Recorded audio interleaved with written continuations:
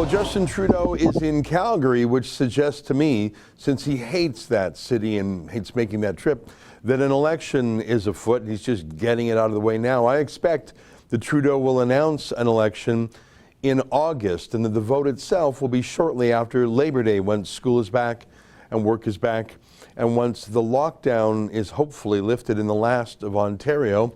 Justin Trudeau will be able to campaign in a sleepwalk mode in August, when most Canadians are busy enjoying their first summer of freedom in memory.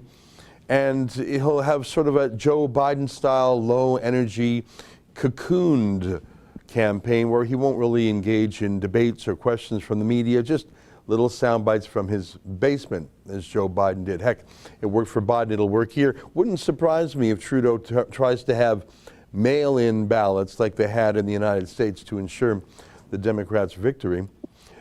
Joining us now via Skype from Calgary is our Calgary reporter Adam Sos, who has been at least trying to follow Trudeau around the city. Adam, I think as a sign of things to come, Trudeau kicked out the media from his events today. Is that correct?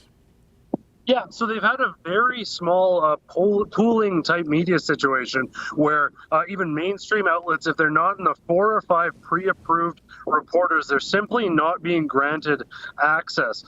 What's worse than this, though, is we had a business this morning where the property owner really didn't have a problem with us being there. Then Prime Minister's security team spoke with him and asked him to ask police and us to leave. So he's like, well, I don't really have a problem with it. There's a few protesters they asked to leave. And then the Prime Minister's security team literally intervened for him to request our departure. So hang on, he wanted protesters gone. Security team, security is interested in physical security, safety. If there was an actual threat to him, of course, I would agree with security. But it sounds like if you've just described them as protesters, they were not violent or a threat. They were just disagreeing with him. Is that correct? Yeah, and I mean, they weren't even overtly disagreeing with him. There's a few people who were simply standing around. And it was kind of an awkward area where it was a long stretch of private property, and the event was a private event around the corner. But there was really no problem. No one from the group seemed to have an issue with people being there until security members started pointing that out. This trend continued throughout the day, of course. There was only the same few limited media people allowed access. But quite possibly the most concerning thing that we saw all day happened just now as Justin Trudeau was leaving the Palliser Hotel in Calgary. He actually had a large police contingent block off a long stretch of the sidewalk. They had all the big vehicles pull up, and they were waiting there. Families couldn't get through. People couldn't get into the business. They were spending about 15, 20 minutes shutting the sidewalk, and it was a dupe. Justin Trudeau actually was going out another door. So they set up this entire false departure scenario. The police didn't even know. They were rather upset that their time had been wasted, and they didn't know that Justin Trudeau was using them as a distraction. Huh.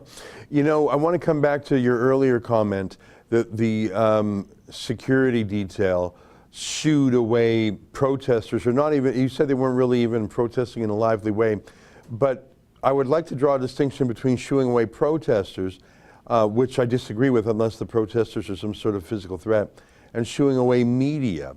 You're not a protester, you're a journalist. Were you swept out as well?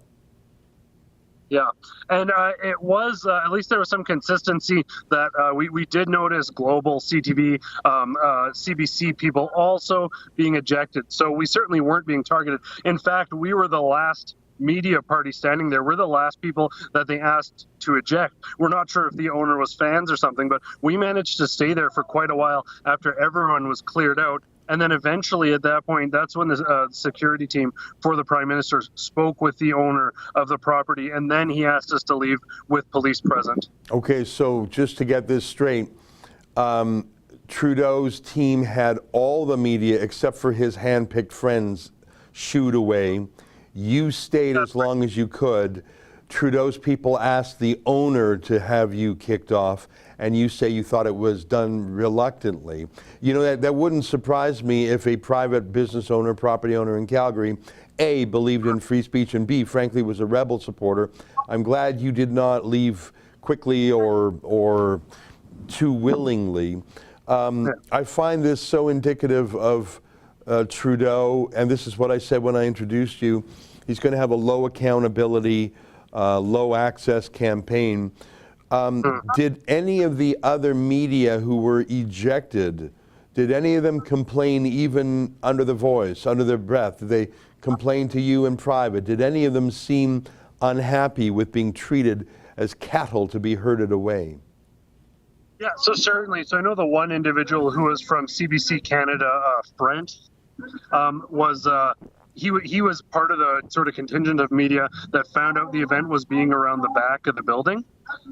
So he was rather upset. At one point, he spoke to them, and he seemed to be given the indication that he might be allowed in, but it turned out that he was not allowed in the end. So so there was a number of media outlets that were rather upset. There was actually a significant altercation, and we did capture it, where David Pawlowski and a number of other counter protesters were there, and they got into a bit of an altercation with Global News, actually, and the Global News cameraman was swearing extensively at Pawlowski. So there was some altercations. The media is definitely on high end. Rick Ball, who was also present and tried to gain access but was unable to. So definitely, I think you're accurate when you say that there will not be media accountability for Justin Trudeau during this next election cycle. Right. I think Rick Ball, he's with the Calgary Sun. He's a really great reporter, real shoe leather man of the people, one of my favorite guys. Well, that's very interesting, and it's funny because I heard a little bit of this before we just invited you on, and I really do think they're going to use the Joe Biden playbook. A few controlled interviews, some niche YouTube interviews, but really keep the public away from Trudeau, keep Trudeau away from the public. Don't let any independent journalist near him.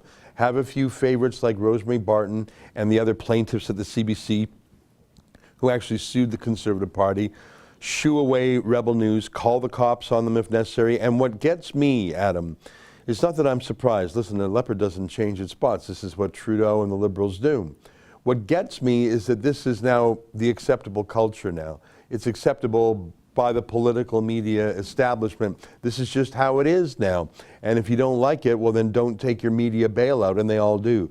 So I think that we are in a new era of semi-authoritarianism. If you were to tell me that in Turkey or Pakistan or a place like that, or Russia, the leaders' bodyguards shoot away press, I'd say, yeah, that sounds about right for Belarus. But when you tell me it's in Calgary, I just get sad because I see what's happening to Canada. Last word to you, Adam. Do you have any last words before we say goodbye? Anything? How long is Trudeau expected to be in Alberta? Yeah, so there's just a big military vehicle flying overhead, so it's very loud. It's been a kind of a comedically short visit to Calgary. He had two locations that are directly adjacent to the Calgary airport and one trip at one of the most expensive downtown Calgary hotels. So he has an announcement coming at 1:45 today. Some people have suggested that he may call the election today. I don't think that's necessarily the case. He's actually at one of the transit maintenance lines now. So we suggest that potentially he could be announcing funding for the Green Line or something along those lines. But he arrived this morning around 8 a.m. and he's going to be gone by about 2. We are hearing, though, that he may be back. He's swinging into BC and he may be back for a Stampede breakfast this weekend already. Yeah. Well, I think that we've had a snapshot of what things are going to be like. Adam, thanks for covering it. And I'm glad to hear that that property owner was friendlier to Rebel News than Trudeau's bodyguard. And I'm not sure if I'm going to call them thugs, but when you shoo away peaceful protesters and journalists, I think the label might fit. Adam, great to see you. Thanks for your work. Thanks very much. Really appreciate it. All right, there you have it. Adam Sos, our Calgary reporter on the scene, one of various reporters. I'm slightly surprised to hear, as you heard too, that other mainstream reporters, including apparently a French CBC reporter, were shooed away by Trudeau's personal staff. Stay with us, more.